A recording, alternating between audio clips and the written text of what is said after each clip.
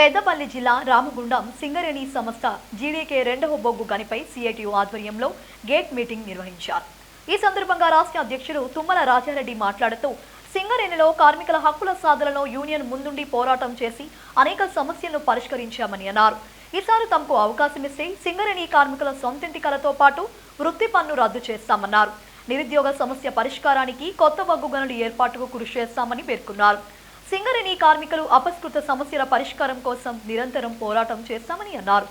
ఉదయించే సూర్యుడు గుర్తుపై కార్మికులు ఓటు వేసి గెలిపించాలని అభ్యర్థించారు.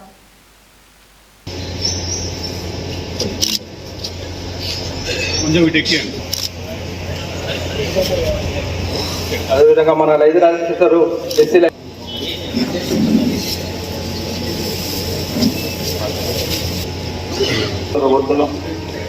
తిరుపతిని కూడా రావాల్సిందిగా కోరుతాము.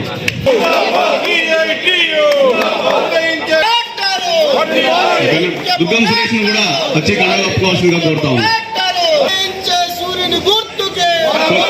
తొలిపాక మహేష్ ను కూడా మరీ సంతోష్ ను కూడా వచ్చి కండువా ఒప్పుకోవాల్సి ఉంది.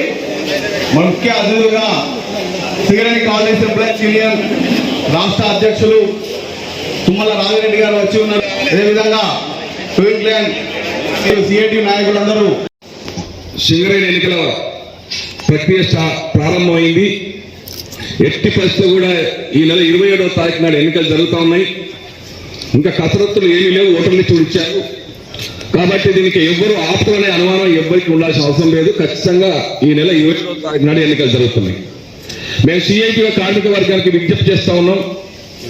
సింగరేణిలో ఎప్పుడు సిఐటికి అవకాశం ఇవ్వలేదు, ఈసారి అవకాశం ఇవ్వమని అడుగుతున్నాం. అవకాశం మన సందర్భం కూడా గతంలో చాలా కార్మిక సంఘాలను చూసిండు. మొత్తం దోపిడీ వ్యవస్థను తయారు చేసిండు. ప్రభుత్వం ఏదిగెళ్తే అదే కార్మిక సంఘం గెలవటం వల్ల ప్రభుత్వం కార్మిక సంఘం యాజమాన్యమై కంపెనీ దోచుకున్నారు, కార్మికులను దోచుకుంటున్నారు. ఏ పని చేయాలన్నా ఇంత ఫీజులు నిర్ణయం చేయబడ్డారు. స్వచ్ఛందంగా కార్మిక సేవ చేయాల్సిన కార్మిక సంఘం ఇవాళ అవినీతి సంఘాలుగా మారిపోయినాయి. అందుకే సిఐటి గెలిస్తే ఈ సేఫ్టీ కంపెనీ నాది, ఈ మైన్స్ కంపెనీ నాది ఉండడం లేదు. ఎఫిషియన్సీ కార్మికులతో సేఫ్టీ కంపెనీ మైన్స్ కంపెనీ ఉండాలని చెప్పుకోతా ఉన్నాం. కోడ్ ఆఫ్ డిసిప్లిన్ అసలు కార్మికులకి ఇలా ఎక్కడ చెప్పుకునే పరిస్థితి కూడా లేదు. అందుకని మంచి వస్తే అడిగే పరిస్థితి లేదు, ఏది రాకపోయినా అడిగే పరిస్థితి లేదు. క్వార్టర్ రాకపోతే 1,00,000 అయితే 1,50,000 పెట్టుకునే పరిస్థితి వచ్చింది. హాస్పిటల్ పోతే అడిగే పరిస్థితి లేదు. హాస్పిటల్